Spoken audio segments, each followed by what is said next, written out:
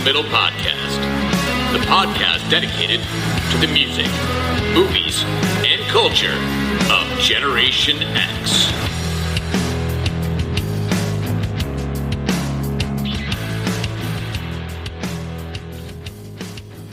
What is up, Slackers, and welcome to another episode of the Stuck in the Middle podcast. I am your host, Jason Eck, and I just want to share with you, as I've been talking about for the past few months now, that I have been working on my physical fitness, trying to get back to some shred of health.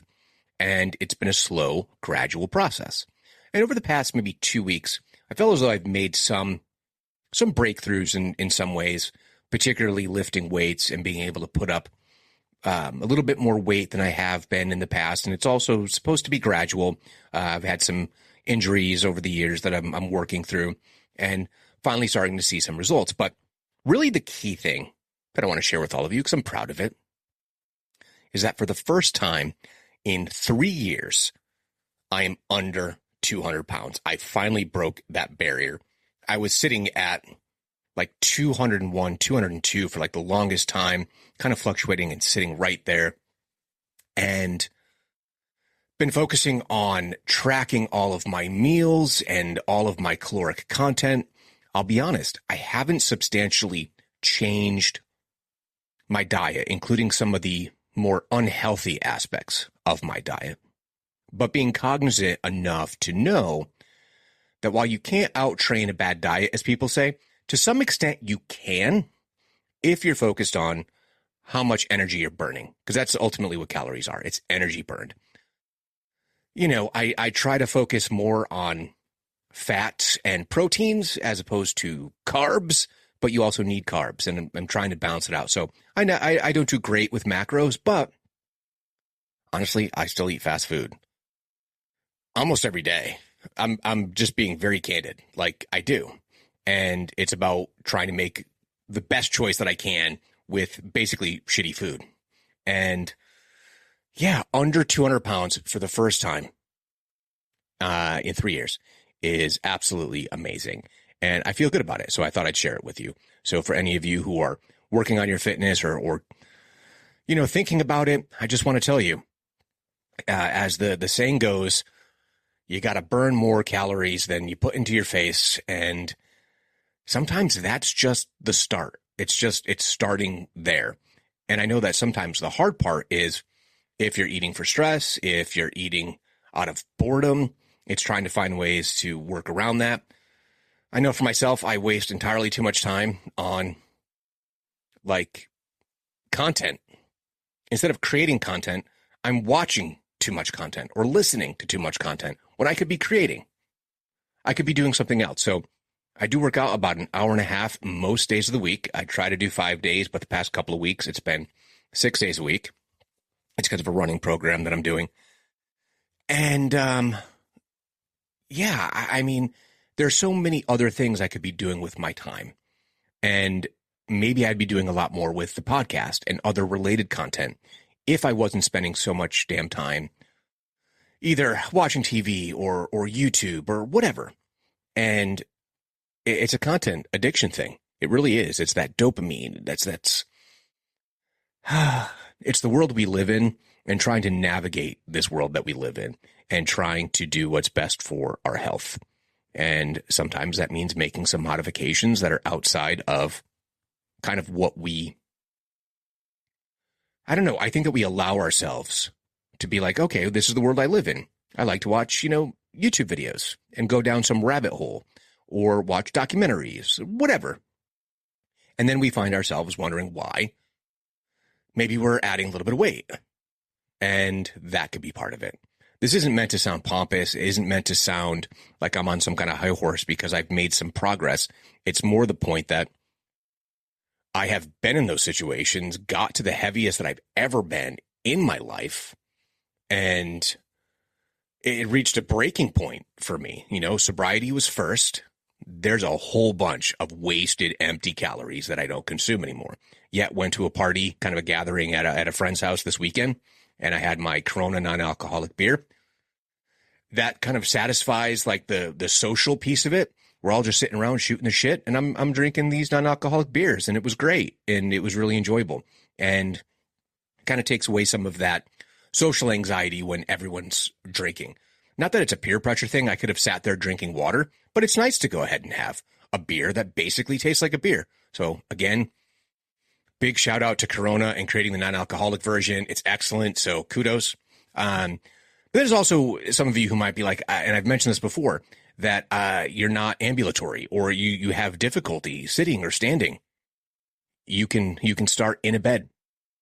You really can. And there's a couple of great programs out there. So again, if you want to shoot me an email, like, I don't have endorsements with anyone, so I'm not just screaming it loud and proud out here. But I'm happy to share the things that I've gleaned over the past couple of years. And then the past 6 months in particular, not even quite 6 months, kind of started this all in earnest in March.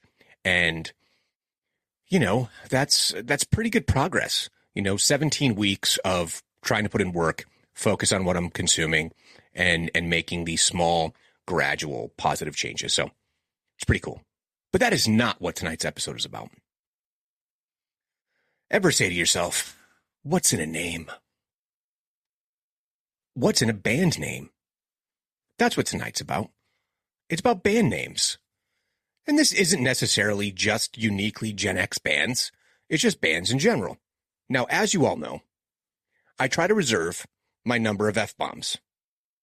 So, for example, last week, I did break my own rule. I had a couple extra F-bombs in the Bratz documentary, so apologies to anyone who had small children about. So I'm not going to get into some of the strange band names that are obscene, whether sexually obscene or violently obscene.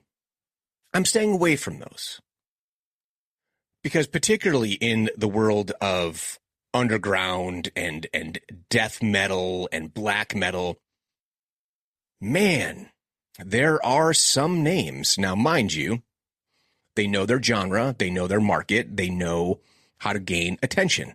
And that's ultimately what you are trying to do. You're trying to get a snappy band name, something that rolls off the tongue. So admittedly, this is probably going to be a short episode tonight. I know I always say that, but legitimately, this might be. Because it's just a topic that I've been floating around, but I didn't do a ton of research. I did some. Because if you go and you pull up the weird band names list, and there's plenty, it goes right for some of these awful names. But there's also a certain sensibility, I think, about certain bands that come up on a list, and I don't necessarily think they're all that strange. And I think that I don't know, I shouldn't say we're, but in general, like, I'm going to give you an example of a band that I had on the list, and I kept thinking about it, whether it belonged on the list. And I'll tell you why it may or may not be, depending on your own opinion. So, Mother Love Bone, for example. There's a lot of bands that take 3 distinct words and put them together. So, if I have Mother Love Bone on the list, I can't really have Stone Temple Pilots on the list. 3 words that kind of flow together. What does it mean? Oh, well, people have opinions about what those things mean in conjunction with each other. But I tried to focus on bands that have a certain level of notoriety. Some of them more than others, but typically trying to have bands that have had at least one major hit or a impact on culture, right? But let's just go through the list of, this one's from Cracked, some of the bands. And I'll tell you why I believe they are not eligible for my own list. So, for example, Porno for Pyros. Again, it's 3 words. Perry Farrell's band after Jane's Addiction. And you know what? It's just meant to be, haha, funny. We make porno. For who? Pyros. I don't really think it's all that absurd, right? It's words that kind of flow together. P4P, right? It has a certain je ne sais quoi. Nickelback. I don't think that's strange. I really don't. No matter what you think of Nickelback, I don't think the name itself is all that odd, particularly when you think of the anecdote for where it comes from. Coffee was $1.95, which meant every customer who paid $2 got, wait for it, a Nickelback. Okay, if that was the reason for the name, it makes perfect sense, and it doesn't seem all that odd to me. Alan Parsons Project. Well, why did he use project? I don't know. That makes sense to me, too. Doesn't seem all that strange. Stone Temple Pilots, like I already said. I don't think that's weird. Matchbox 20. I don't think that's weird either. Okay. Like, honestly, it's a good band name. It's a good band name. Smashing Pumpkins, I don't think is all that odd when you think about it. Right? Hey, what are you doing? We're smashing these pumpkins. People have smashed pumpkins. I don't know about you, but for a couple years in Halloween, we had some pumpkins smashed at my house. Didn't really particularly care for that. Or you can say that it's, the article here says, what if it's smashing, as in British slang? Oh, there's a smashing pumpkins. Well, then they're awesome pumpkins. I don't know. Is it that weird? Def Leppard. I don't know. I think that's just a cool name. You know what I mean? It was originally spelled D-E-A-F. Oh, wouldn't it be funny if there was a Def Leppard? Okay, and then they changed it D-E-F. Okay, cool. Wasp. Even with or without making it an acronym, Wasp is a great metal band name. That's not weird. Okay, Puddle of Mud. Maybe that's weird. Not a band I'm particularly into, but I could say, okay, Puddle of Mud, 2 Ds in puddle, 2 Ds in mud. Okay. But even then, kind of weird. I'd never heard of this band, so they don't really count. And if I'm supposed to have heard of them and I'm just an idiot, then blame it on me. Apparently, Of Montreal. I don't know what that band is.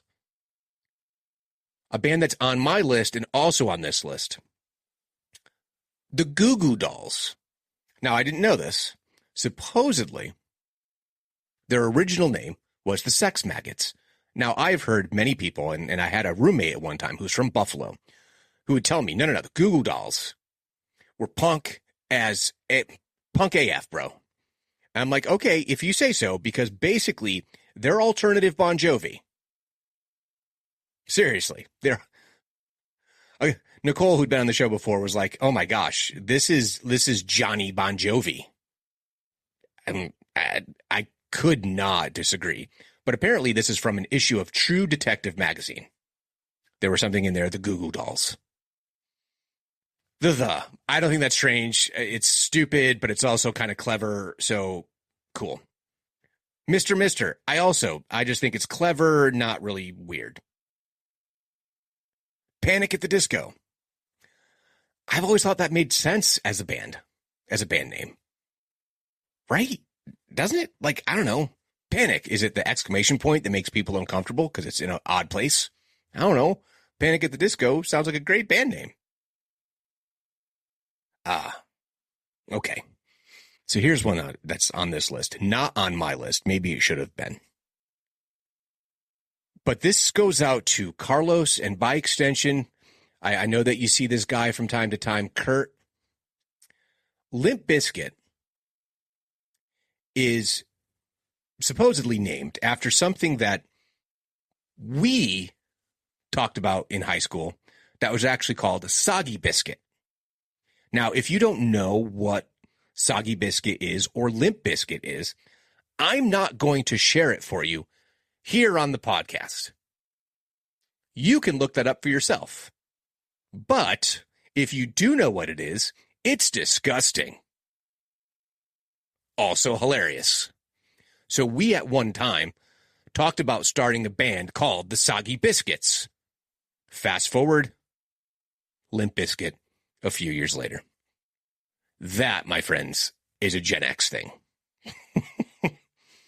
Okay. A band that's on my list that's also on this list. Chumbawamba. Apparently, they at one time were a British anachronistic punk band and were very politically passionate, but then just came up with a gibberish name for the band. Right? One that's also on my list, Mott the Hoople. Remember Mott the Hoople? So that's what? Oh my gosh. Bowie and, oh my gosh. I'm forgetting his name now. Is it Greg?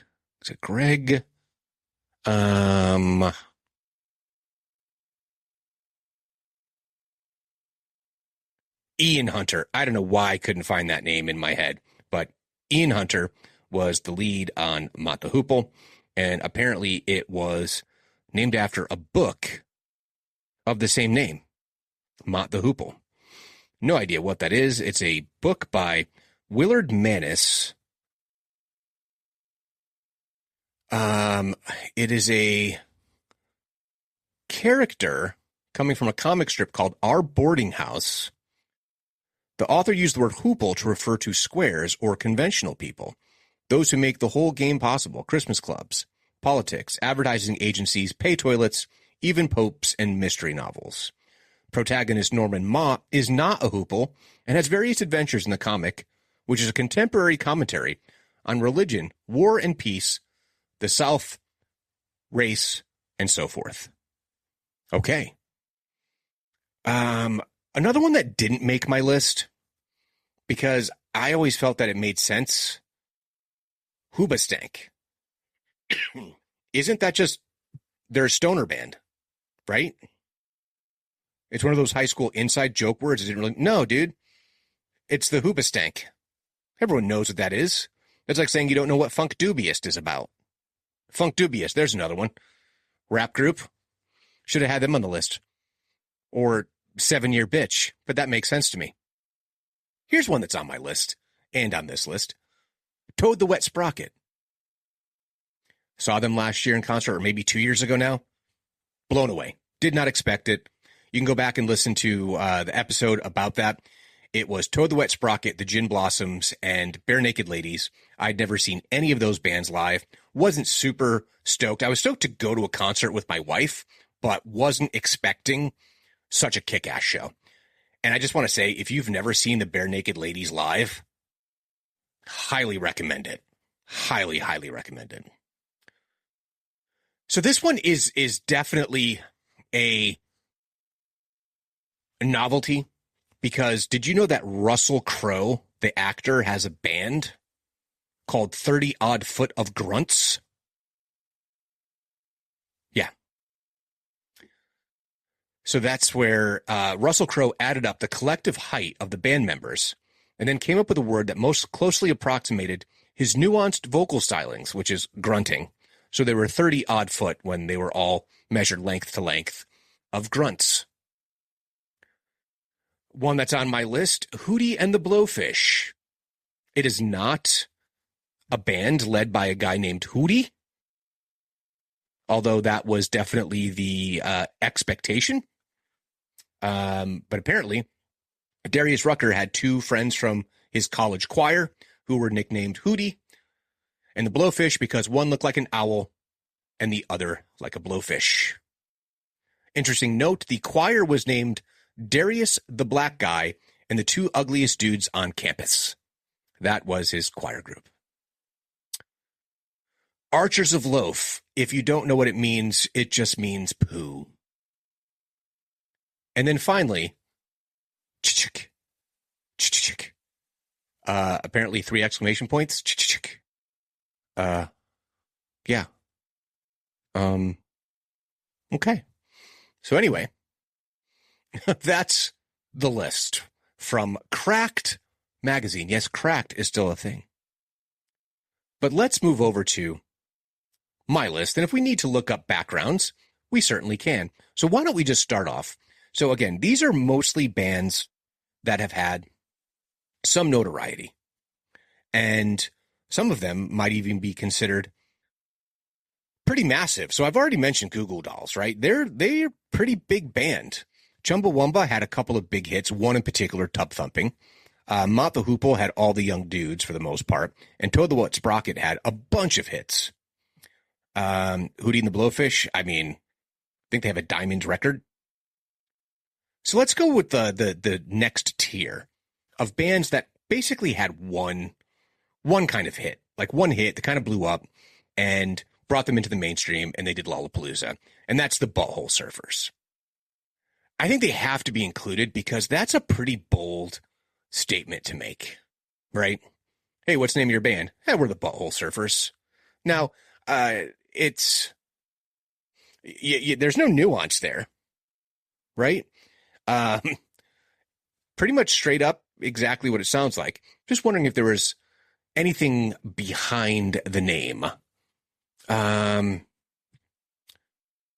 Let's see. Oh, so Gibby Haynes, lead singer, and Leary, I think the guitar player,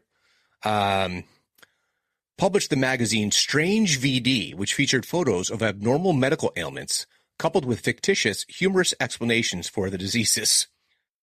After being caught with one of these pictures at work, Haynes left the accounting firm he was working at and moved to Southern California. And Leary, at the time, 1 semester shy of his degree, dropped out of college and followed Haynes.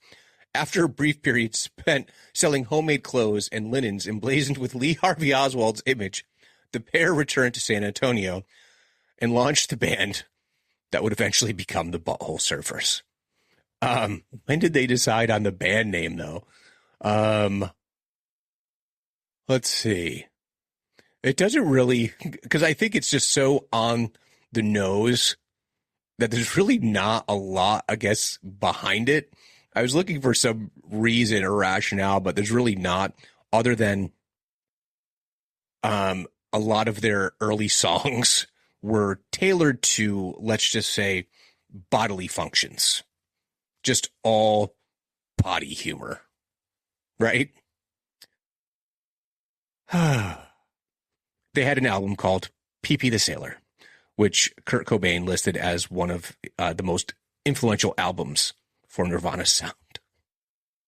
And just so you know, Cobain met Courtney Love of Hole, of course, at a Butthole Surfers show in 1991. So there you go. If not for the Butthole Surfers, Kurt and Courtney never would have ended up together. And we'd have no Francis Bean. Thank you, Butthole Surfers. By the way, the first time that band name ever was uttered in my family, we were doing a cross-country trip. Not all the way. It was halfway across the country. So my wife is from Nebraska. And we hopped in the car and we were listening to a lot of different music. If you want a road trip with kids, at the time, the Guardians of the Galaxy Volume 1 was the first summer trip that we made where we drove. We ended up doing it 2 years in a row. 1 year to Wisconsin, 1 year to Nebraska. So 1 year it was Guardians 1, another year it was Guardians Volume 2. But anyway, we were listening to different music, and somehow the band name came up. I think maybe there's a Butthole Surfer song in one of the albums. I forget. Maybe it was even Pepper. I don't know. But it became like, because this is a long ride, 26, 27 hours, something like that. And it just became a recurring joke of how you're a butthole surfer. And my kids were just gleeful at this stupid name. It was so funny. Like, it was like belly laughs, like hysterical. I can't stop laughing. And that's so much fun. So again, I've already said it once. I'm going to say it again. Thank you, Butthole Surfers. So next on the list, we have, I don't know if there's really much to say, because I never really got into them other than their one hit song. And they had a few, but their most popular song just so happens to be related to last week's episode and the Brat Pack episode, the Brats, not the Brat Pack episode. That's a different one, which you can also find. So we have the Brat Pack as an episode, but also Brats, the documentary. The Anthony Michael Hall starring role of Weird Science, which of course, the hit song, Weird Science by Oingo Boingo, best known for being the starting place of one composer extraordinaire, Mr. Danny Elfman, who, if you've ever watched a Tim Burton movie, you know who Danny Elfman is. So, he was in a street theater troupe called the Mystic Knights of the Oingo Boingo They had as many as 15 performers with over 30 different instruments. They're all multi-instrumentalists. Elfman himself is obviously this great composer.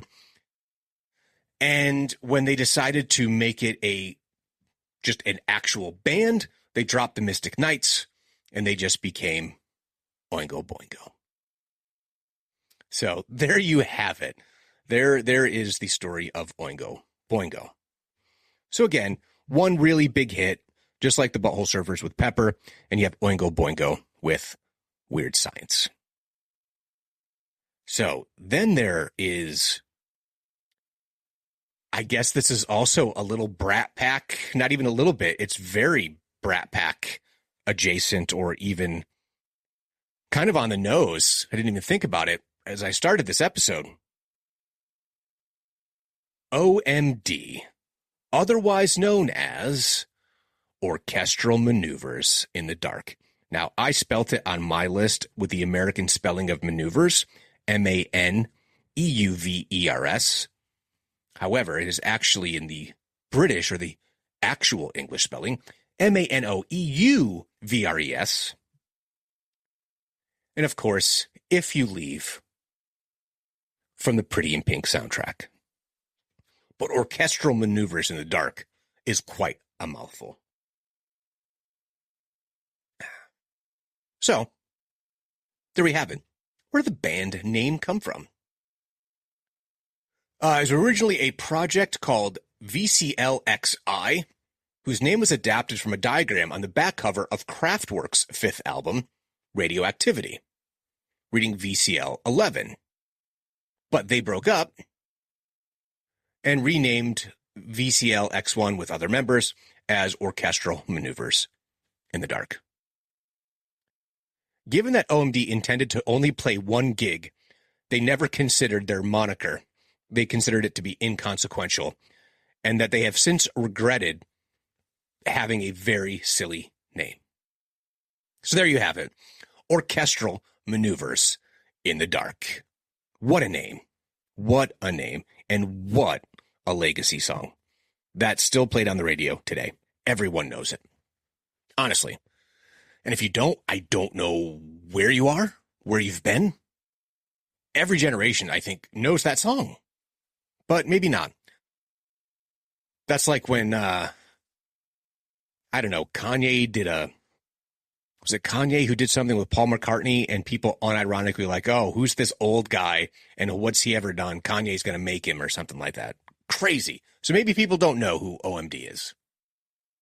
So now these next two are right under the mainstream. I think one of them has become somewhat mainstream, a little bit, I guess, ironically, perhaps. But that's GWAR, the mighty GWAR. I mean, they've been on major national television programs. I think they were on Donahue or Montel or one of those.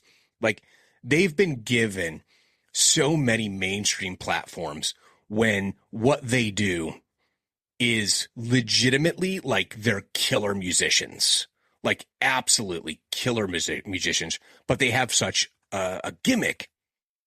But it's not so unlike a band like Kiss, or one of my favorites, Mr. Bungle, who begat someone like Slipknot.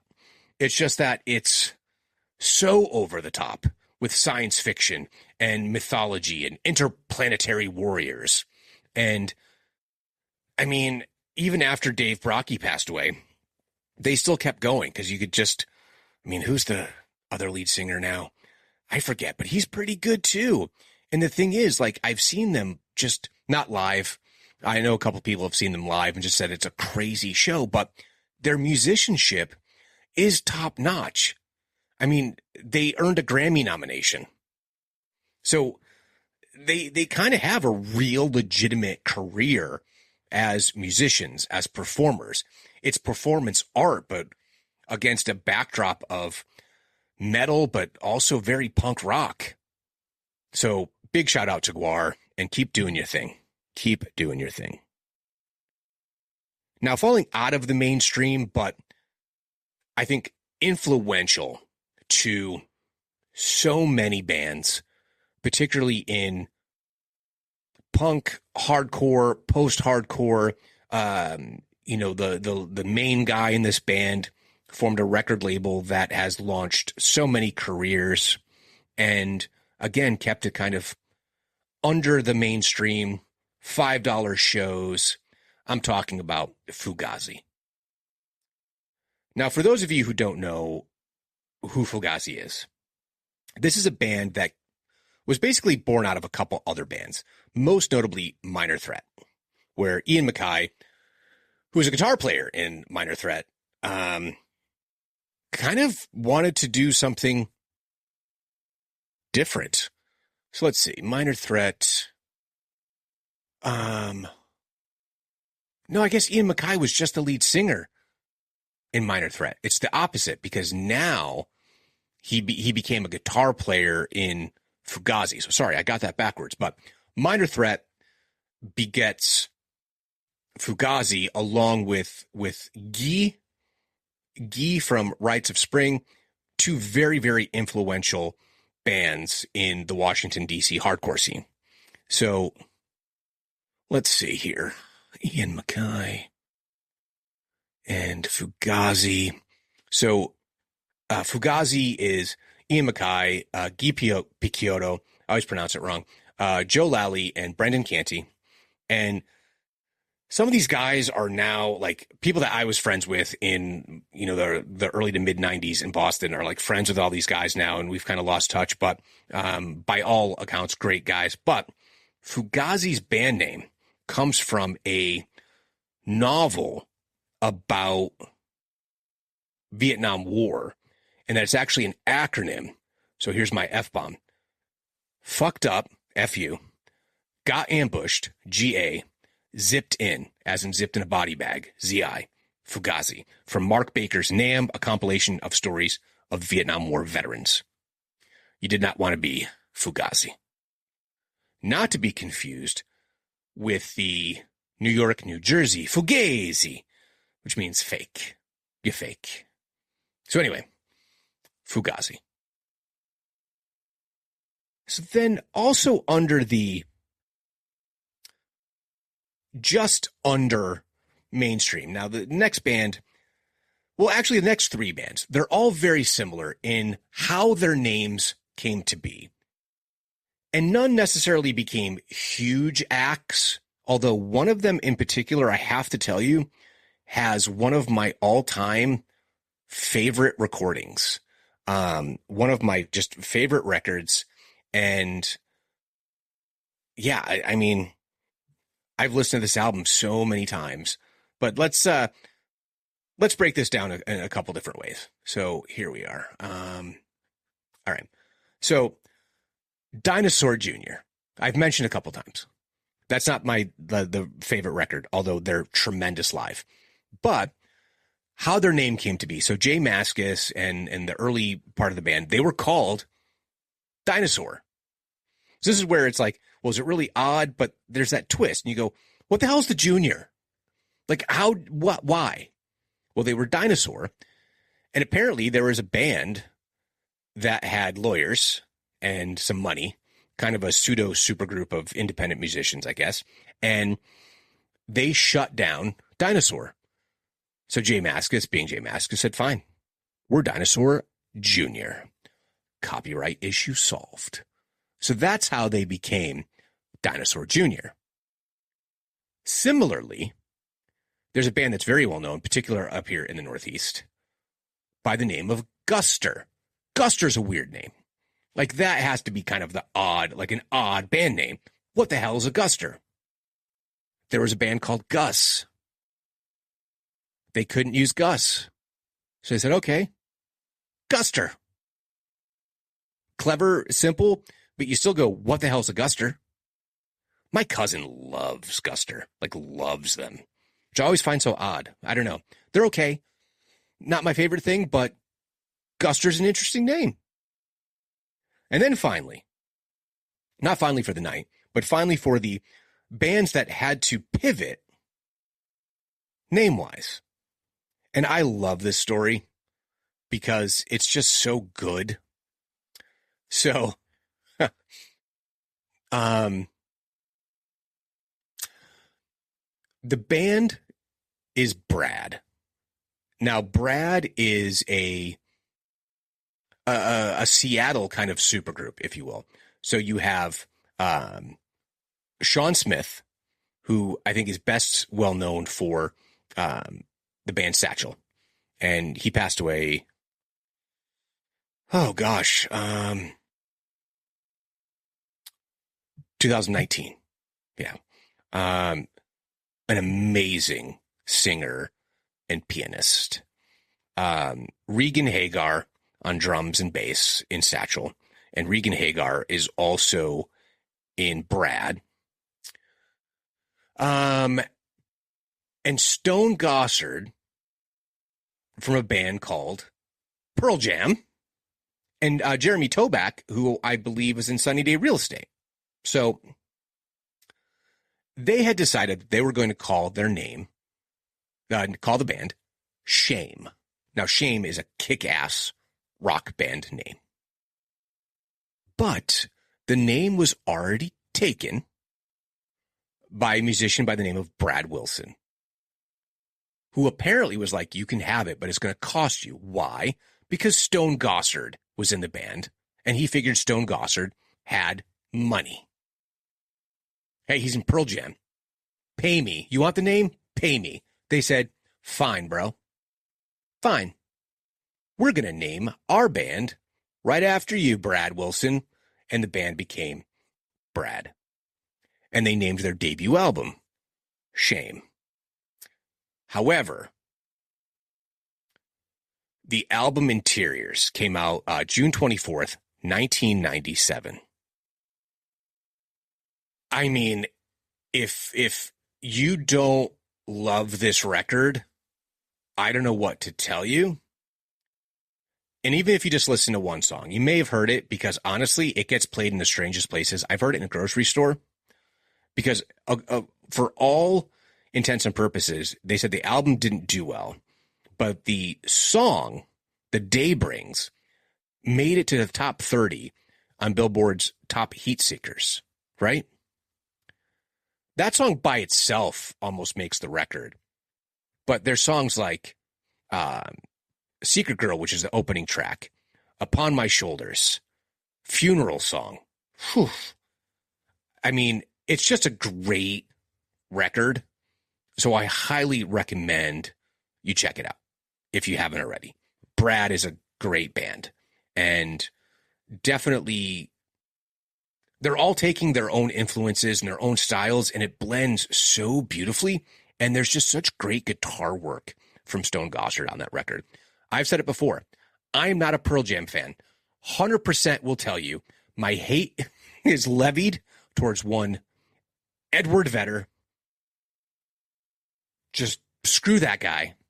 Stone Gossard was on one of my other all-time favorite bands, Mother Love Bone.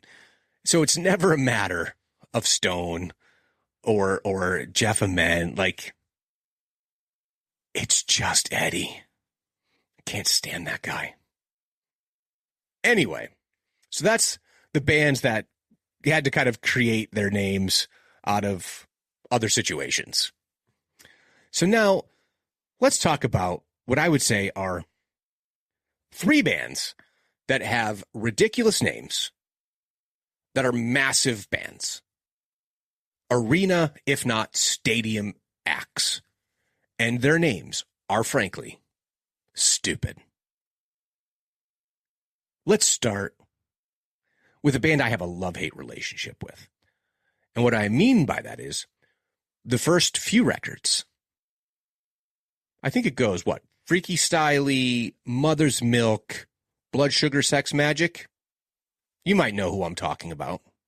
I'm talking about one Red Hot Chili Peppers. Let's take a look at the discography and see if I have that right. Oh, they had an early release, The Red Hot Chili Peppers. I don't think I've ever heard that. Freaky Styley in 85. The Uplift Mofo Party Plan. Forgot about that one. Then Mother's Milk. So The first, let's see, Chili Peppers, Freaky Styley, Uplift Mofo, Party Plan. That was all with Hillel and Jack Irons. Jack Irons, who later went on to play in Pearl Jam. The original lineup of the band. Mother's Milk was the first one with Chad Smith and John Frusciante on guitar. And then Blood Sugar Sex Magic is when they became huge, although my all-time favorite Red Hot Chili Peppers song is from Mother's Milk. It is Knock Me Down. It's an ode to Hillel, and it's one of my all-time favorite songs. I have a lot of favorite songs, so I mean, I would put Knock Me Down in my top 50 all-time favorite songs. So then after that, I really didn't listen to them all that much. I listened to By the Way. That was a pretty decent record, but this is where I'm not as into them.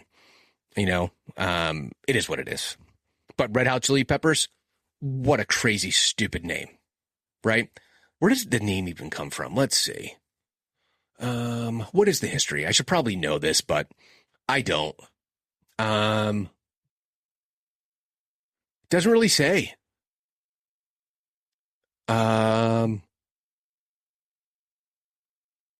Let's see. They were called What Is This? With a question mark. That's a weird name. They changed their name to the Red Hot Chili Peppers and played several shows. So that's really it. They just put some words together. We are like Red Hot Chili Peppers. I can see that being like a Flea thing.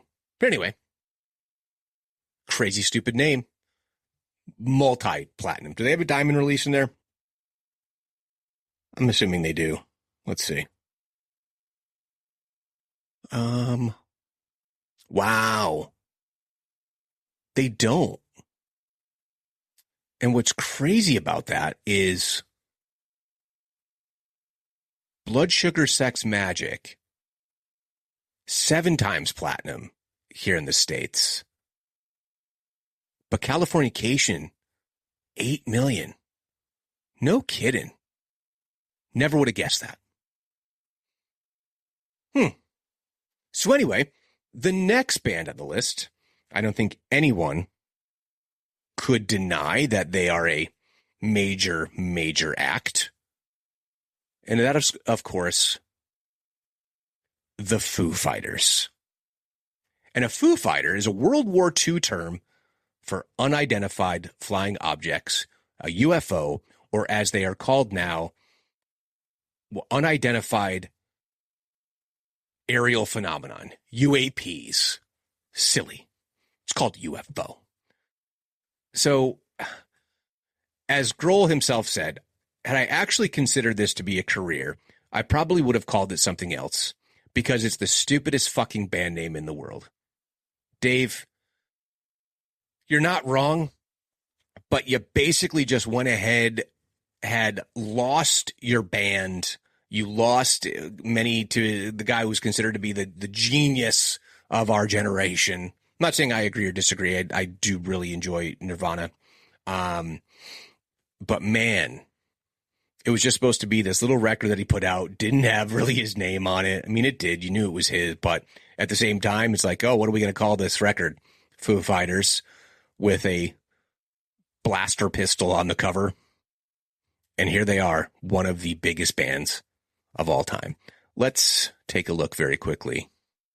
What is their top seller? I feel like they're a band that only barely breaks platinum. I think they have a couple of really big ones, but let's see.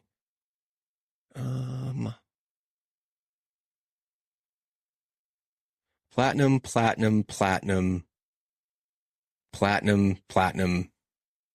Yeah, I mean, they don't have any real multi-platinum record. All just single platinum, which is just mind-blowing to me that that's the case. But in many ways, you can look at that as a band like Kiss has more gold records than platinum. And they're fucking Kiss. Oh, that's 2 F-bombs. Sorry, folks. Cover the ears of those little ones. Plus, I have to be cautious about it because of getting flagged on the different platforms or whatever. So my bad. Anyway. And then a band that I've just talked about recently, Weezer. And what the hell is a Weezer? I don't even know. And at least for those first few records, one of my all-time favorites. Let's see here. What is a Weezer? Let's see. They took their name from a nickname Cuomo's father gave him, which was based on a character called Weezer, spelled Wheezer, from a 1922 short film, Our Gang. Oh, you mean like the Little Rascals? Huh. I don't remember Weezer. That's hilarious. No kidding. Anyway, yeah, so that's what it's from, Weezer.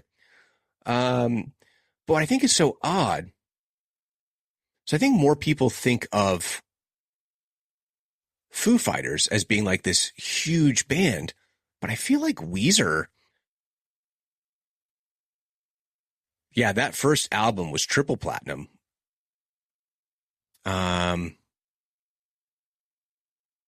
A couple of almost double platinums. But yeah, even Pinkerton, which got like crapped on, which I think is their masterpiece. Even though I love that first album, but a million copies of that. But yeah, almost 3.5 million on the Blue album and 1.6 million for the Green album. And Gold for Maladroit, Make Believe did 1.2 million, just under Gold for the Red album. And then everything kind of goes into the streaming space, etc. But yeah, also a massive multi-platinum band with a crazy stupid name. So then, just as a kind of, what are the ones that like other ones that didn't make my list that I thought about? I thought about a band like one of my favorites, Mr. Bungle. That's a bizarre name, but they never got huge. My Life with the Thrill Kill Cult. What a mouthful.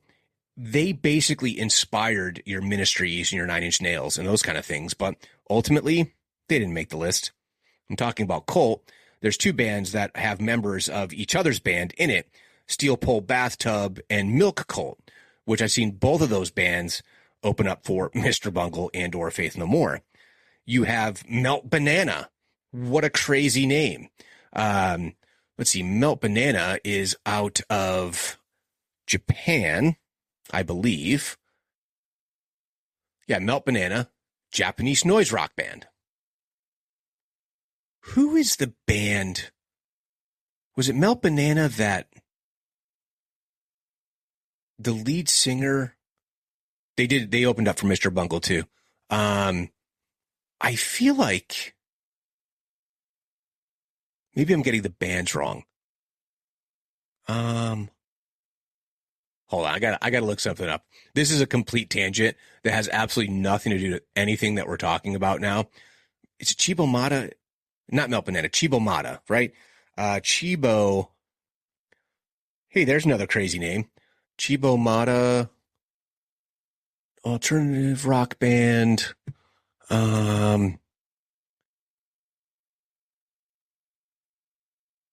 Yeah, so Yuka Honda, who is the lead for Chibo Mata, married Sean Lennon. Or at least I thought they married each other. Anyway, Chibo Mata, there's another strange band name. So there's a bunch of them, but like I started to like name bands off. I'd be like, okay, is this weird? Does it make sense? Okay. Monster Magnet. No, that makes sense. It's a magnet that attracts monsters. Okay, Monster Magnet. Well, that makes sense to me. I was just kind of like going through these different names. Primus. I think that was based on a DC Comics character from Omega Men, right? And I loved that comic. Plus, you had at one period, some Keith Geffen art on there. Good stuff. But yeah, I was just going through these names going, not really all that weird. They have a certain sense to them that, kind of eliminated them from contention. And like I said, if you want to go look up some black metal bands, you will find all the things related to the anus and killing and infanticide and just all kinds of crazy things. I eliminated bands like Circle Jerks and those kind of things because it's like, okay. Yeah, I mean, I get what you're going for. But they never broke it as big as Butthole Surfers. Like, how? But Pepper's a really good song. And people who are fans of like their earlier, dirtier stuff were probably like, huh? That's the song you mentioned? Huge hit. Huge radio hit. So anyway, what did I miss? I am sure there's a bunch. Please send me your weird band names. I want you to send that to the social media platform. So this episode is going to drop on Wednesday morning. So there's going to be a post on Twitter. That'll be the first place. Tell me your weird band names. And then I'm going to drop later in the week. So either Thursday or Friday on Instagram, on Facebook. Tell me your weird band names that I'm missing that you think deserve to be on the list. Squirrel Nut Zippers. That's a crazy name. But you know what I don't think is a weird name? Bowling for Soup. I think that's a great name. Let's just keep in the ska vein and go with Real Big Fish, spelled R-E-E-L. Clever. All the ska names. Mephistopheles. That's a great frickin' name. The Mighty Mighty Boss Tones. If you're from Boston, it's not that weird. Right? So, yeah, tell me some band names. I'd love to hear them. And how can you do that? Well, you can email me at stuckinthemiddlepod@yahoo.com. Head on over to the Facebook page, Stuck in the Middle of Gen X Podcast. Find me on Instagram, Twitter, aka X, or YouTube at StuckPodX. Like, comment, share, leave 5-star reviews, and most importantly, please, subscribe to the podcast. So until next time, later, slackers.